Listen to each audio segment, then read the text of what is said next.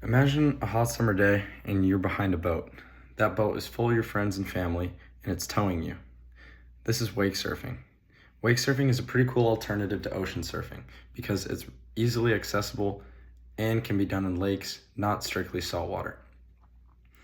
Ocean surfing is pretty tough. With the wave running out and a bunch of people and battling with locals to get into waves, it can be pretty intimidating. Wake surfing is a lot easier. It's really user-friendly. Imagine this book is the boat. You're probably wondering, okay, how am I supposed to wake surf behind a boat?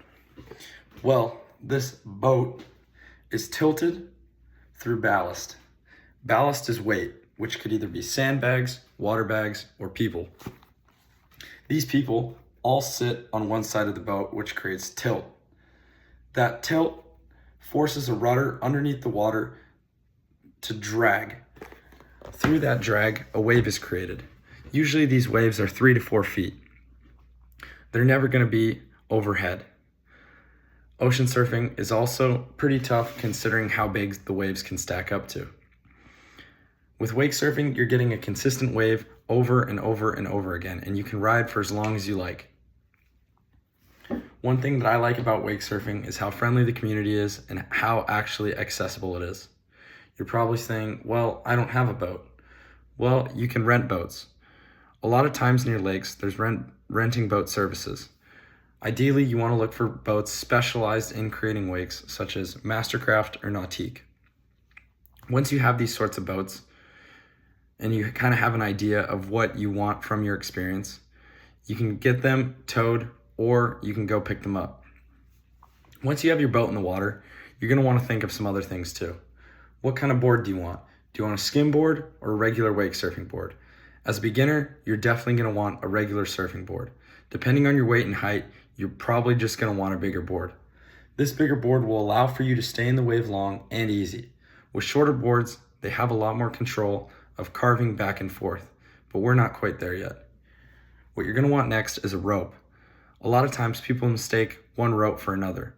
A wake surfing rope is generally 10 to 12 feet long, whereas a water skiing rope or wakeboarding rope is much longer. Wake surfing really only happens 10 to 11 feet behind the boat, whereas wakeboarding or water skiing happens 20 to 25 feet behind the boat. You might be thinking, well, how fast are you going? Usually wake surfing is 12 to 13 miles an hour. So when you fall, it doesn't hurt as bad as wake surfing or as ocean surfing, wakeboarding, or water skiing.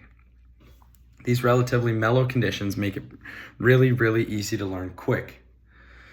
Once you have all your equipment, you're going to want to do some safety procedures, starting with a life jacket. Although you're going slow and it's a more mellow experience, you could still fall.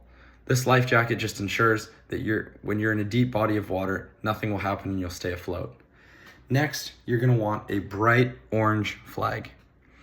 This orange flag will let other boaters know once held up that you have fallen and your boat is coming around to pick you back up. Once you have these things, you can get in the water. There's 2 sides, left and right. Left being regular, right being goofy. That's just what it's called. So if you're right-footed, you're not goofy. Maybe you are, but for the sake of wake surfing lingo, that just means you're goofy. Ideally, when you're first beginning to wake surf, you're going to want to start on the side beforehand. More advanced wake surfers can start in the middle of the boat and push their body weight to get to the side of the wave they want. However, it's going to take some time to learn that. Once you're in the water and you're on the side of the boat that you need to be on, you're going to have the board flat with your heels on the very end, your knees bent, and your arms locked out. Once the boat starts to go, it'll slowly go from 5 to 6 to 8 to 10 miles an hour. This will create tension in the rope, allowing for you to push into the board, causing for you to get up. Once you're up, you're going to start to get to the wave. The wave is going to have something called a bubble line. That bubble line is just an indicator of where you need to be in the wave. You're going to feel a slight push from the wave, allowing for you to be in it without the rope. Once you feel like you're comfortable doing that, you can drop the rope and kind of begin to carve back and forth. It's definitely going to take a couple tries. You're going to fall over and over and over again, but that's what it's all about. With wake surfing, you can progress really, really fast. If you're going every day for a whole summer, you could start by just learning how to get up to ending the summer doing airs, 360s, and other sorts of cool tricks. Wake surfing is one of the fastest progressing water sports, and since it's so accessible and the community is really welcoming, it's pretty easy to get into. Some other tips and tricks when wake surfing is figuring out what side you want to wake surf on. Even if you kick a ball with your right foot or your left foot, or you skateboard with one foot, it's really important to figure out what side of the wave you're gonna want and what side of the wave works best for you. You can go toe side or heel side.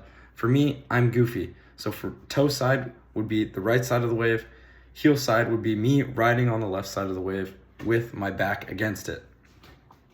With more modern boats, you can be able to switch the wave mid-ride, so you can get pretty comfortable figuring out what side you want and what side you want fast. Wake surfing is really fun, and I encourage everyone to look into it and find it as a summer activity.